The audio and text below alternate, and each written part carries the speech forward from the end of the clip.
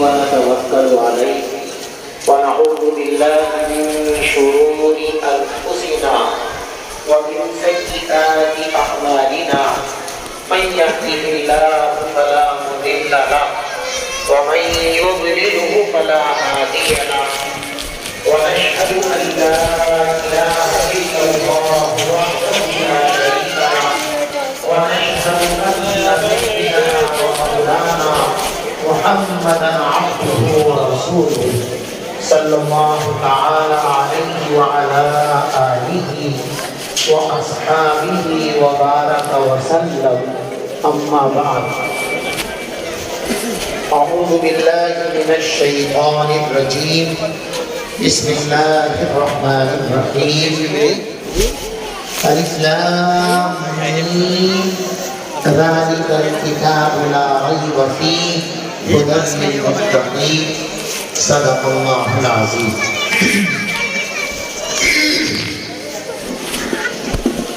بزرگان محترم، عزیز بھائیوں، کچھ بات کرنے سے پہلے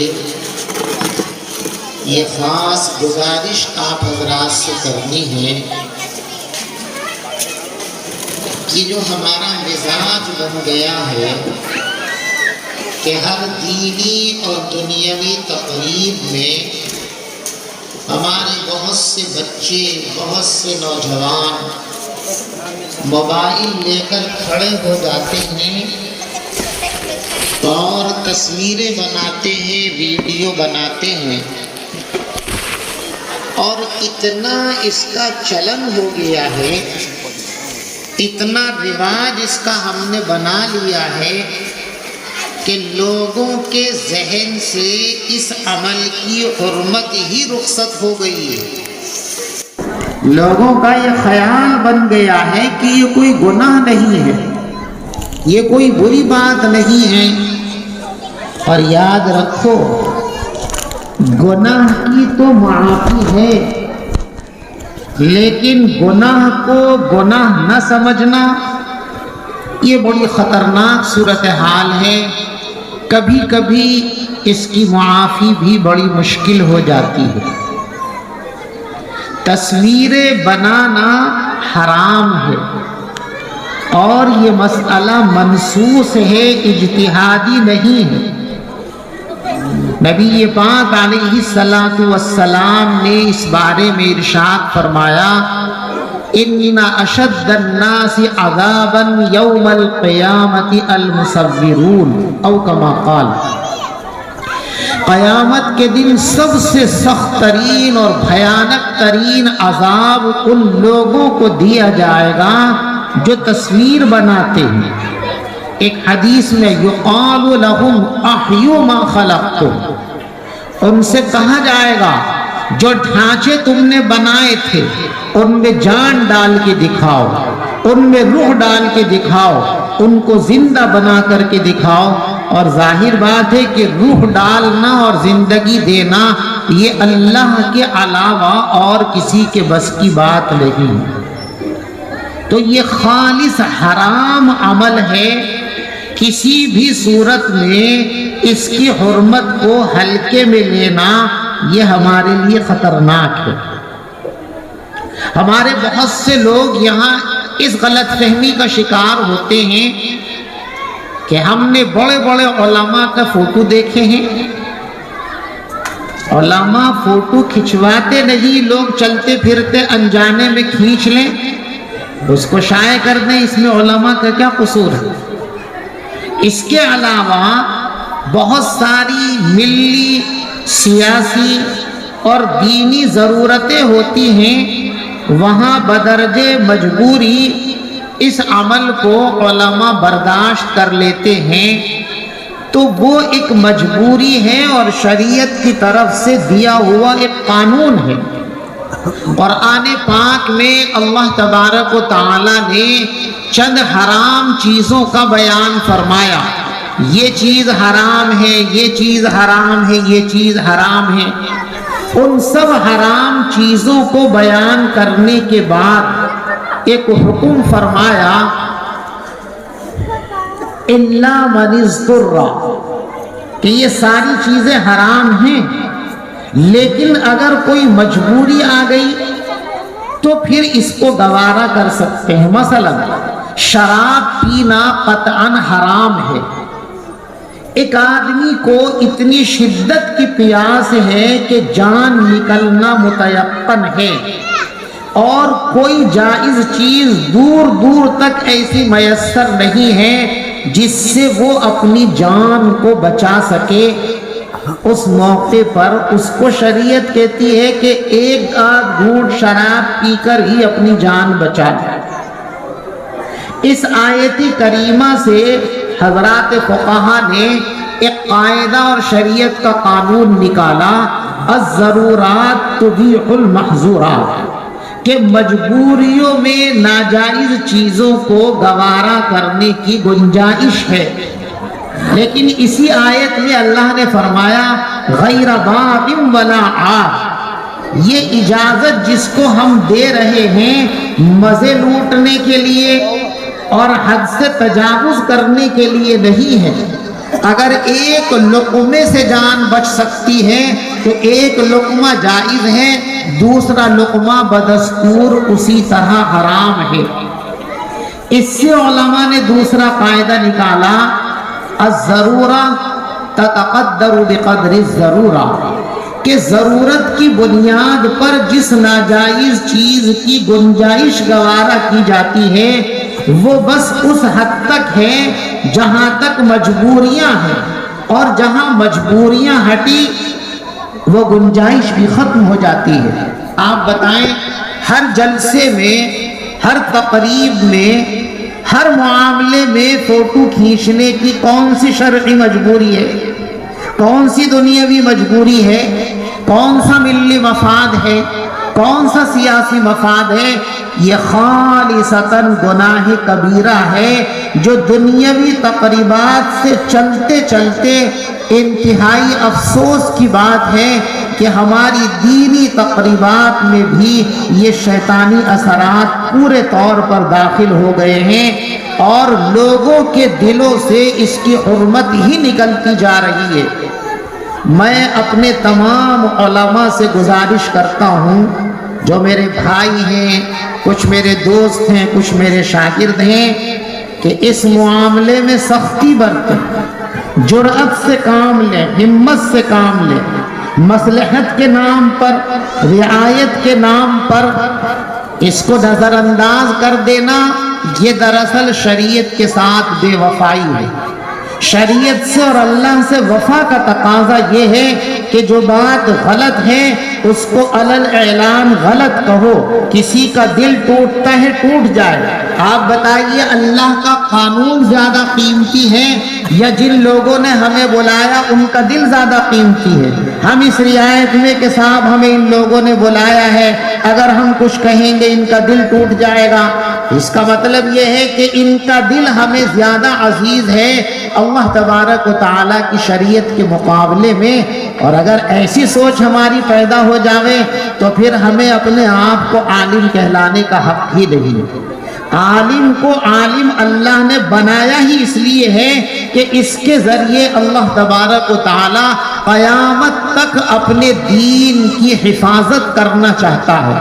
آپ بتائیے، اگر پہرے دار ہی سو گیا تو پھر حفاظت کا کوئی امکان رہا؟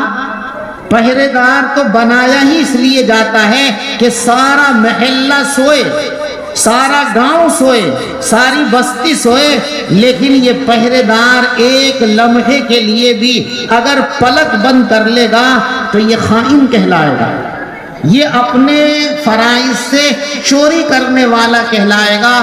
علماء دین کے پاسبان بنا کر کے بھیجے گئے ہیں، لہذا ایک لمحے کے واسطے بھی غفلت برتنا یہ ہمارے منصب کے خلاف ہے۔ میں نے چونکہ اس سیلاب کو دیکھ لیا ہے، اس لیے میں نے یہ طے کیا ہے کہ کسی کو برا لگے، کسی کا دل ٹوٹے، کوئی مجھ سے ناراض اور خفا ہو، لیکن میں انشاءاللہ اس پر نکیر کرتا رہوں گا جب تک میں زندہ ہوں یا جب تک میری زندگی کے اندر اللہ میاں اس منکر کا خاتمہ نہ فرما دے۔ اور اپنے تمام دوستوں اور شاگردوں سے بھی میں درخواست کرتا ہوں کہ اس مہم کو اپنی ذمہ داریوں کا حصہ بنائیں. آپ کھڑے نہیں ہوں گے تو دین مٹ جائے گا. یاد رکھو دین کی حفاظت علم ہی سے وابستہ ہے. آپ نمازیں پڑھ کے جنتی بن سکتے ہیں. آپ نماز پڑھ کے اپنے آپ کو جہنم سے بچا سکتے ہیں. آپ اپنی نمازوں اور تسبیحات کے ذریعے اللہ کا تقرب اور اللہ کی محبت حاصل کر سکتے ہیں. لیکن یاد رکھو کسی نمازی کی نماز دین کی پاسبان اور محافظ نہیں ہے. کسی کی تسبیحات، کسی کا ذکر، کسی کا حج، کسی کا عمرہ یہ دین کا پاسبان نہیں ہے. یہ تو ہماری ذاتی ضرورتوں کو پورا کرنے کا ایک ذریعہ ہے کہ ہم اللہ کو راضی اور خوش کر کے اپنے آخرت کی زندگی کو صحیح بنا لیں. یہ دین کی حفاظت کا ذریعہ نہیں ہے. دین کی حفاظت کا ذریعہ اللہ نے علم کو بنایا ہے اور علماء کو بنایا ہے. چنانچہ حدیث پاک میں اس بات کو صاف کر دیا گیا ہے کہ قیامت سے پہلے جو بڑے بڑے حادثات دنیا میں آئیں گے ان میں ایک بڑا حادثہ یہ بھی ہوگا کہ دنیا سے علم کو اٹھا لیا جائے گا. اور علم کو اٹھانے کی صورت ہوگی علماء کو دنیا سے سمیٹ لینا. اللہ کے رسول فرماتے ہیں ان اللہ لا ينتزع العلم انتزاعا من عباده او كما قال. اللہ اپنے علماء کے دل سے علم کو کھینچے گا نہیں کہ رات کو ایک عالم سویا صبح کو جاہل ہو گیا، ایک حافظ رات کو سویا صبح کو سارا قرآن بھول گیا. ایسا نہیں ہوگا. پھر کیسے ہوگا؟ وَلَكِنْ يَقْبِضُ بِقَبْضِ الْعُلَمَاءِ. اللہ علم کو دنیا سے اٹھائے گا علماء کو اٹھا کر. حَتَّى إِذَا لَمْ يُبْقِ عَالِمًا. یہاں تک کہ جب اللہ دنیا میں ایک عالم کو بھی باقی نہیں رکھیں گے تو سمجھو کہ اب دین دنیا سے گیا. فرمایا اتخذ الناس رؤوسا جہالا. اب لوگ جاہلوں کو اپنا پیشوا بنا لیں گے، ان کو اپنا امیر بنا لیں گے، ان کو اپنا مقتدا بنا لیں گے، اور ان کے پاس علم نہیں ہوگا. وہ قرآن اور حدیث اور شریعت کو جس طرح چاہیں گے اس طرح توڑ دیں گے، مڑوڑ دیں گے.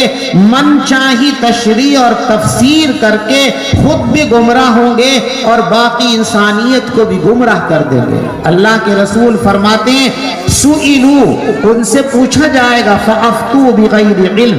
علم تو ہوگا نہیں، بغیر علم ہی کہ وہ لوگوں کی رہنمائی کا فریضہ انجام دینے کی کوشش کریں گے. فضلوا واضلوا. وہ خود بھی گمراہ ہوں گے اور اللہ کے دوسرے بندوں کو بھی گمراہ کریں گے. تو علم اور علماء انہی پر دین کی حفاظت کا دار و مدار ہے.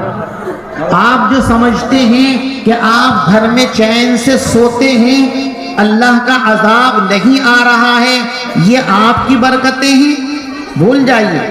ہمارے اعمال تو اتنے خراب ہیں کہ نہ جانے کب کا عذاب نازل ہو گیا ہوتا. اللہ ہم سب کی حفاظت فرمائے. ہم اور آپ جو اپنے گھروں میں آرام سے سو رہے ہیں، اپنے کارخانوں کو چلا رہے ہیں، اپنی بزنس کو چلا رہے ہیں، اپنے کاموں میں مست ہیں، یہ در حقیقت فیض ہے ان چھوٹے چھوٹے بچوں کا، ان حفاظ اور علماء کا جو مسجدوں میں بیٹھ کر، ٹوٹی چٹائیوں پہ بیٹھ کر اللہ کے کلام کو سنبھالے ہوئے ہیں، اللہ کے دین کو سنبھالے ہوئے ہیں. آپ دیکھیے دنیا کا ایک معمولی سا انجینئر بنانے کے لیے آپ کو لاکھوں خرچ کرنے پڑتے ہیں. ایک ڈاکٹر بنانے کے لیے لاکھوں روپے آپ کو خرچ کرنے پڑتے ہیں. اور یہ حفاظ، یہ علماء آپ سے چند پیسوں میں زمین پر بیٹھ کر، بھوکے رہ کر، گرمی برداشت کر کے، سردی برداشت کر کے، جس وقت تم اے سی کے اندر جو ہے میٹھی نیند کے مزے لیتے ہو، یہ چھوٹے چھوٹے بچے اور ان کو سنبھالنے والے یہ علماء اور ائمہ مچھروں سے لڑتے رہتے ہیں اور اللہ کے قرآن کو پڑھتے رہتے ہیں. ان کی وجہ سے اللہ کو رحم آتا ہے اور ہم جیسے نالائقوں کی زندگی بچی ہوئی ہے، ورنہ ہمارے اعمال اس طرح کے نہیں ہیں، یہ معمولی نہیں ہیں. یہ چھوٹے چھوٹے ذرا سی آپ کی یہ مسجد ہے، اس میں چھوٹی سی جگہ آپ نے امام صاحب کو دی ہوئی ہے. آپ دیکھیے تو صحیح، جتنا کام کروڑوں کے بجٹ والے نہیں کر سکتے. 15 حافظ، کیا سمجھتے ہیں 15 حافظ کی قیمت؟ ایک حافظ کی قیمت سارے جہاں کو اگر بنانا چاہو تو نہیں بنا سکتے، سارے جہاں کو نہیں بنا سکتے. ایک طرف ساری دنیا رکھ دیجئے اور ایک طرف ایک حافظ قرآن کو رکھ دیجئے، ساری دنیا حافظ قرآن کے برابر نہیں ہو سکتی. انہوں نے آپ کے محلے کو 15 حافظ، 1 2 3 4 نہیں، 15 حافظ، اور 15 حافظ کے لیے آپ نے کتنا بڑا انتظام کیا آپ خود دیکھ سکتے. یہ ان کی محنتیں ہیں. ان سے زیادہ امت کا کوئی محسن اور کرم فرما نہیں ہے، ان سے زیادہ امت میں قابل احترام بھی کوئی نہیں ہے. کبھی کبھی تو ہماری بد اخلاقیوں کی وجہ سے، ہمارے غلط رویے کی وجہ سے ہمارے یہ علماء، ہمارے یہ حفاظ اور ائمہ انتہائی تھوڑا دل کر لیتے ہیں، احساس کمتری کا شکار ہو جاتے. بھئی ہمارا کیا ہے، ہم تو مسجد میں امام ہیں، بھئی ہمارا کیا ہے، ہم تو ایک مسجد میں الف باتا پڑھاتے ہیں. نہیں، ایسا نہ سوچو. آپ ہی کی وجہ سے یہ دنیا باقی ہے. آپ جو مسجدوں میں چھوٹے چھوٹے بچوں کی زبانوں سے بسم اللہ الرحمن الرحیم پڑھواتے ہو، الف لام میم پڑھواتے ہو، لا الہ الا اللہ پڑھواتے ہو، قل هو اللہ احد قل اعوذ برب الناس پڑھواتے ہو، اللہ کی قسم اسی عمل کی وجہ سے یہ دنیا باقی ہے. جس دن یہ کام بند ہو جاوے گا، اللہ تبارک و تعالیٰ دنیا کے پرزے اڑا دیں گے، پرخچے اڑا دیں گے، کچھ دنیا میں باقی نہیں رہے گا. یہ مدرسے، یہ مکتب صرف آپ ہی کے لیے نہیں. اگر ذرا آنکھیں کھولیں تو جو اللہ کو نہیں مانتے، جو رسول اللہ کو نہیں مانتے، جو اللہ کی کتاب کو نہیں مانتے، ان پر بھی مدرسوں کا اتنا بڑا احسان ہے کہ وہ زندگی میں کبھی اس احسان کو اتار نہیں سکتے. اس لیے کہ ساری دنیا میں جو ان کے مزے ہیں وہ دنیا کے باقی رہنے پر ہی تو موقوف ہیں. دنیا ہے تو دنیا کی لذتیں اٹھا لو گے، اور دنیا نہیں رہے گی تو پھر دنیا کی لذتیں کہاں سے اٹھاؤ گے؟ اور دنیا باقی ہے اللہ کے نام پر. آپ اچھی طرح اس کو سمجھیے. آپ جب کوئی چیز بناتے ہیں تو اس کو باقی رکھنے کے لیے اس کی حفاظت کا انتظام کرتے ہیں، اس کے لیے کچھ سہارا اور سپورٹ ہوتی ہے. آپ نے یہ مکان بنائے ہیں، ان مکانوں کی چھتوں کو باقی رکھنے کے لیے آپ نے دیواریں بنائی ہیں، آپ نے پلرز بنائے ہیں، بنیادیں بنائی ہیں جو اس بلڈنگ کو تھامے ہوئے ہیں. اگر یہ سپورٹ نکال دی جائے تو یہ بلڈنگیں دھڑام سے نیچے آ جائیں گی. دنیا کی ہر چیز کسی نہ کسی سپورٹ پر ٹکی ہوئی ہے. جب تک وہ سپورٹ ہے، جب تک وہ سہارا ہے، دنیا کی وہ چیز کھڑی ہوئی ہم کو نظر آتی ہے. اور وہ سپورٹ اور سہارا اگر نکال لیا جائے تو پھر وہ چیز دھڑام ہو جائے گی، ختم ہو جائے گی. اللہ نے اس دنیا کو بنایا تو اس کی بقا کا بھی ایک سہارا بنایا، اس کے لیے بھی ایک چیز کو سپورٹ بنایا جس پر دنیا ٹکی ہوئی ہے. یہ علیحدہ بات ہے کہ ہم کو وہ سپورٹ نظر نہیں آتی ہیں. مکان کی سپورٹیں ہم کو نظر آتی ہیں، شامیانے کی سپورٹیں ہم کو نظر آتی ہیں. اس پوری کائنات کی جو سپورٹ ہے، جس پر ساری کائنات دھری ہوئی ہے، ٹکی ہوئی ہے، وہ سپورٹ ہم کو اور آپ کو نظر نہیں آتی، ہم اسے سمجھتے نہیں. لیکن اسی سپورٹ پر یہ دنیا کھڑی ہوئی ہے. جس دن وہ سپورٹ نکال لی جائے گی، اس دنیا کا وجود ختم ہو جائے گا. آپ جانتے ہیں وہ سپورٹ کیا ہے؟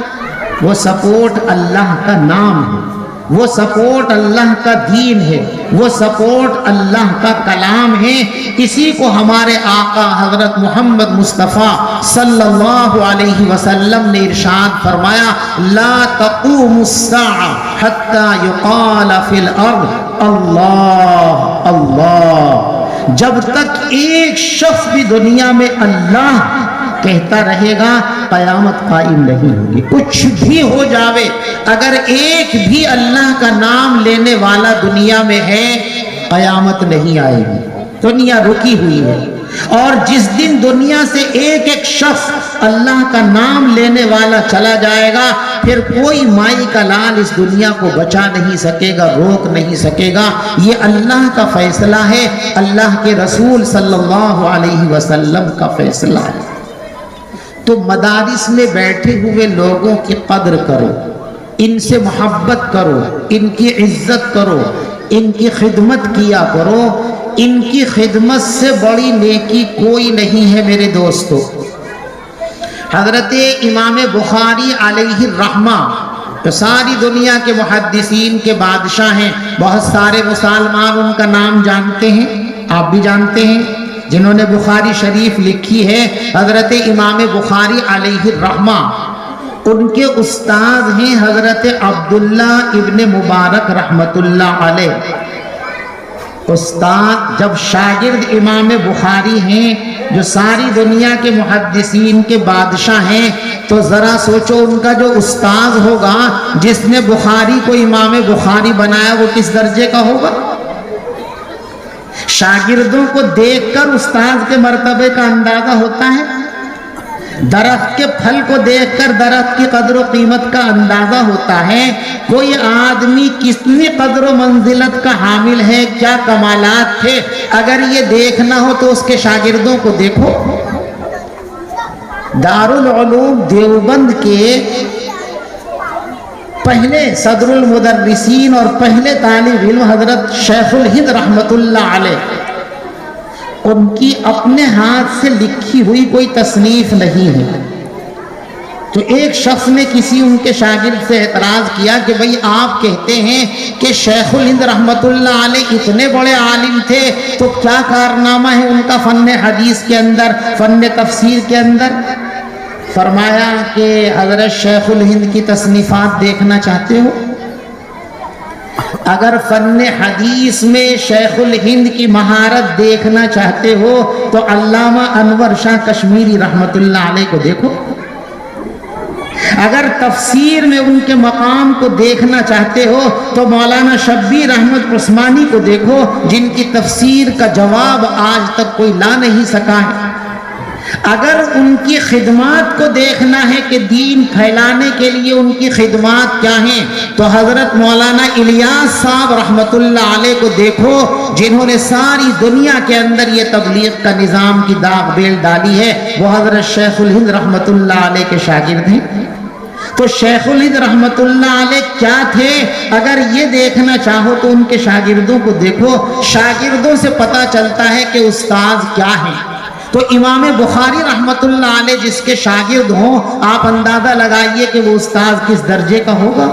عبداللہ ابن مبارک رحمت اللہ علیہ جو استاد ہیں حضرت امام بخاری علیہ الرحمہ کے، وہ ارشاد فرماتے ہیں کہ میری خواہش اور تمنا یہ رہتی ہے کہ جب بھی مجھے خرچ کرنے کا کچھ موقع ملے تو میں اپنا مال علماء پر خرچ کروں، طلبہ پر خرچ کروں، جو قرآن کو سنبھالے ہوئے ہیں ان پر خرچ کروں۔ اس سے زیادہ کار ثواب میں کہیں اور اپنے مال کو خرچ کرنے میں نہیں سمجھتا ہوں، اس لیے کہ قرآن پڑھنے والے، قرآن پڑھانے والے یہ اللہ کو اسی طرح محبوب ہے میرے دوستو، جس طرح آپ کو اور ہمیں اپنے بیوی بچے محبوب ہیں۔ بتاؤ، بیوی بچوں سے زیادہ کوئی محبوب اور قریب تو نہیں ہوتا؟ انسان کی ساری زندگی کی چکی اسی پہ تو گھومتی ہے، بیوی اور بچے۔ ایک انسان کو بیوی اور بچوں سے جتنا لگاؤ، تعلق اور محبت ہے، اللہ تبارک و تعالیٰ کو ان قرآن پڑھنے والوں سے اور قرآن پڑھانے والوں سے ایسا ہی تعلق ہے۔ اور یہ میری بات نہیں ہے، یہ ہمارے آقا حضرت محمد مصطفیٰ صلی اللہ علیہ وسلم کا اعلان ہے۔ آپ نے ایک موقع پر ارشاد فرمایا ان للہ اہلین، اے لوگو اللہ کے بھی کچھ ایسے قریبی ہیں جیسے فیملی کے لوگ قریب ہوتے ہیں۔ صحابہ ذرا چونک سے گئے کہ اللہ کے تو کوئی بچہ نہیں، کوئی بیوی نہیں، لم یلد ولم یولد، متخذ اللہ صاحبۃ ولا ولدا، تو اللہ کی فیملی کہاں سے آ گئی، اللہ کے اہل کہاں سے آ گئے؟ اس لیے پوچھا من ہم یا رسول اللہ، حضرت یہ تو بتائیے کہ جن کو آپ یہ کہہ رہے ہیں کہ یہ اللہ کے اہل ہیں، اللہ کے گھر کے لوگ ہیں، اللہ کے اپنے لوگ ہیں، کون ہیں یہ لوگ؟ پیغمبر علیہ السلام نے ارشاد فرمایا ہم اہل القرآن خاصتہ، یہ اللہ کے جو اہل ہیں یہ وہ لوگ ہیں جو قرآن والے ہیں، قرآن کو پڑھتے ہیں، قرآن کو پڑھاتے ہیں، قرآن کو سنبھالے ہوئے ہیں، یہ ہیں وہ لوگ، یہی اللہ کے سب سے خاصان خاص ہیں۔ ان سے زیادہ پیارا اللہ کی نظر میں کوئی دوسرا شخص نہ ہے اور نہ ہو سکتا ہے، اس لیے کہ یہ لوگ اللہ کا کام کر رہے ہیں۔ دیکھو جو بات میں کہہ رہا ہوں ذرا دھیان سے سنو، آپ نماز پڑھتے ہیں، اللہ کا کام نہیں کرتے، اللہ کے لیے ایک کام کرتے ہیں، اللہ اس سے خوش ہوتا ہے۔ یا اللہ کا کام ہے نماز پڑھنا؟ بتائیے اللہ نے کبھی نماز پڑھی؟ نماز عاجزی اور انکساری کی انتہا کا نام ہے، اور اللہ نے اپنا تعارف کیا کرایا؟ الجبار المتکبر، تو بہت بڑا ہے، بہت، وہ کیوں جھکے گا کسی کے سامنے؟ تو نماز اللہ کا کام نہیں ہے، اللہ کے لیے یہ کام کیا جاتا ہے۔ اللہ نے کہا نماز پڑھو، ہم نماز پڑھتے ہیں، اللہ خوش ہو جاتا ہے۔ روزہ اللہ کا کام نہیں ہے، اللہ کے لیے کیا جانے والا ایک کام ہے۔ اللہ روزہ نہیں رکھتا، اللہ نے کہا رکھو، ہم رکھتے ہیں، اللہ خوش ہو جاتا ہے۔ حج اللہ کا کام نہیں، اللہ تھوڑے آتا کعبے کا طواف کرنے کے لیے، ہم اور آپ جاتے ہیں، لیکن اللہ کے حکم سے کرتے ہیں تو اللہ کے لیے ہے۔ جتنی عبادتیں اور دین کے نام پر جتنے کام دنیا میں ہوتے ہیں ان میں کوئی کام اللہ کا نہیں ہے، سارے کام اللہ کے لیے ہیں۔ اچھی طرح سمجھ لو اس بات کو، قرآن کا پڑھنا اور پڑھانا یہ واحد کام ہے جو اللہ کا اپنا کام ہے، یہ اللہ کا اپنا کام ہے۔ اللہ نے قرآن میں فرمایا اِنَّا نَحْنُ نَزَّلْنَا الذِّكْرَ وَإِنَّا لَهُ لَحَافِظُونَ، یہ قرآن ہم نے اتارا ہے اور ہم اس کے حافظ ہیں۔ تو حافظ قرآن کون ہے بھائی؟ اللہ۔ اب یہ چھوٹے چھوٹے بچے اس قرآن کو رٹ رہے ہیں، یہ رٹا رہے ہیں، علماء اس کو سمجھ رہے ہیں، سمجھا رہے ہیں، اس طرح قرآن کی حفاظت ہو رہی ہے اور قیامت تک ہوتی رہے گی۔ ایسا محافظانہ یہ نظام اللہ نے بنایا کہ دنیا میں اس کی مثال ہی نہیں ہے۔ دیکھو ایک مثال سمجھاؤں میں آپ کو، اگر کسی کے باپ میں کوئی کمزوری ہو تو بیٹا پوری جان لگا دیتا اس پر پردہ ڈالنے کی، کھولے نہیں یہ کمزوری کسی کے سامنے، ورنہ میرا باپ بے آبرو ہو جائے گا تو میرا کیا رہے گا۔ اور کسی کے بچوں میں کمزوری ہو تو باپ جان لگا دیتا اس پر پردہ ڈالنے میں، کسی کو کھولے نہیں یہ باپ، ہے نا ایسا یا نہیں ہے؟ باپ کی انتہا کوشش ہے کہ بچے کی کمزوریاں دبی رہیں، کسی کو پتہ نہ چلے، اور بیٹے چاہتے ہیں کہ ہمارے باپ کی کمزوریاں کسی کو پتہ نہ چلے۔ لیکن ایک بچہ حافظ، اس کا ابا حافظ، رمضان میں ایک کو مصلی پہ کھڑا کر دو، ایک کو اس کے پیچھے سامنے بنا کر کے کھڑا کر دو، اور وہ بیٹا ایک زبر کی، ایک زیر اور پیش کی، اظہار اور اخفا کی غلطی کر دے، کیا وہ پیچھے کھڑا ہوا باپ برداشت کر لے گا؟ ایک سیکنڈ سے پہلے روکے گا، ٹوکے گا، ایسا نہیں ہے۔ باپ پڑھ رہا ہے، بیٹا پیچھے سن رہا ہے، باپ کے سامنے قرآن کہتا ہے کہ لب بھی مت ہلا دیو، اف مت کہہ دیو ورنہ برباد ہو جاؤ گے۔ لیکن یہی بیٹا اپنے باپ کا قرآن سنتا ہے پیچھے کھڑے ہو کر کے، باپ ایک نقطے کی غلطی کر دے، ایک زیر کی غلطی کر کے دیکھو، بیٹا پھٹ پیچھے سے کرارا جواب دیتا ہے، ایسے نہیں، ایسے پڑھا جائے گا قرآن۔ یہ ہے اللہ کا وہ حفاظتی نظام قرآن کا، جس کو اللہ نے کہا تھا اِنَّا لَهُ لَحَافِظُونَ، ہم کریں گے اس کی حفاظت۔ تو قرآن کی حفاظت اللہ کا کام ہے، اور اللہ تبارک و تعالیٰ وہ کام ان چھوٹے چھوٹے بچوں سے اور ان غریب علماء سے لے رہا ہے، جن کی بدولت یہ قرآن زندہ ہے، اور قرآن کی بدولت یہ عالم باقی ہے، دین باقی ہے۔ اس لیے ان کا مقام سمجھو، ان سے بڑا دنیا میں کوئی نہیں، انہیں بڑا مانو۔ دیکھو کہنے اور ماننے میں فرق ہے، برا مت ماننا۔ آج سارے مسلمان کہتے کہیں بھائی امام صاحب تو قابل احترام ہیں، لیکن جھوٹ بولتے ہو۔ تمہاری نظروں میں امام کا وہ احترام ہے ہی نہیں جو ہونا چاہیے، تم تو نوکر سمجھتے ہو کہ تو بھائی علماء تو ہمارے سر کا تاج ہیں، لیکن حقیقت یہ ہے کہ تمہارے دلوں میں علماء کا وہ مقام ہے ہی نہیں جو علماء کا مقام ہونا چاہیے تھا۔ علماء کا مقام پوچھو ان شہزادوں سے جو بادشاہوں کی اولادیں تھی اور محدثین کے جوتوں میں آ کر کے بیٹھتے تھے، اور ان کی جوتیوں کو اپنے سروں کے اوپر رکھنے میں فخر محسوس کیا کرتے تھے۔ وہ جانتے تھے علماء کا احترام کیا ہے، علماء کی عزت کیا ہے۔ تو اللہ کے رسول صلی اللہ علیہ وسلم فرماتے ہیں کہ یہی ہم سب کے بڑے ہیں۔ آپ نے ارشاد فرمایا اشراف امتی حملۃ القرآن، میری امت کا جو اپر کلاس طبقہ ہے، فرسٹ کلاس کے جو لوگ ہیں، وہ قرآن کو سنبھالنے والے لوگ ہیں۔ اسی لیے آقا نے فرمایا کہ ان کی عزت کیا کرو بھائی، ان کی عزت کرنا ہی رسول پاک صلی اللہ علیہ وسلم کی عزت ہے۔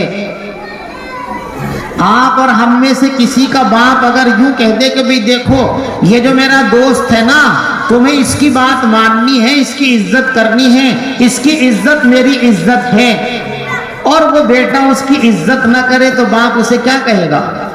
نافرمان کہے گا، اس سے ناراض ہو جائے گا۔ رسول اللہ صلی اللہ علیہ وسلم فرماتے ہیں کہ اگر میری عزت کرنا چاہتے ہو تو ان قرآن پڑھنے والے بچوں کی عزت کرو، ان قرآن پڑھانے والوں کو پلکوں پہ بٹھاؤ، ان کو سر پر بٹھاؤ، ان کی جوتیاں اٹھانا اپنے لیے فخر سمجھو۔ فرمایا اکرموا حملۃ القرآن، اے لوگوں قرآن کو سنبھالنے والوں کی عزت کرنا سیکھو۔ فمن اکرمہم فقد اکرمنی، جو ان کا اکرام کرے گا وہی میرا اکرام کرنے والا ہے۔ بہرحال تفصیل بڑی لمبی ہے کہ ہمارے بہت سارے علماء بیٹھے ہیں، یہ آپ سے باتیں کریں گے، اور دل تو میرا بھی چاہتا ہے کہ بہت دیر تک آپ سے باتیں کروں، لیکن مجبوری یہ ہے کہ مجھے ابھی جانا ہے، سفر ہے، اس لیے انہی گزارشات پر اپنی باتوں کو ختم کرتا ہوں۔ اللہ ہم سب کو قرآن کی عظمت پہچاننے کی توفیق عطا فرمائے۔ آمین۔ وآخر دعوانا ان الحمد للہ رب العالمین۔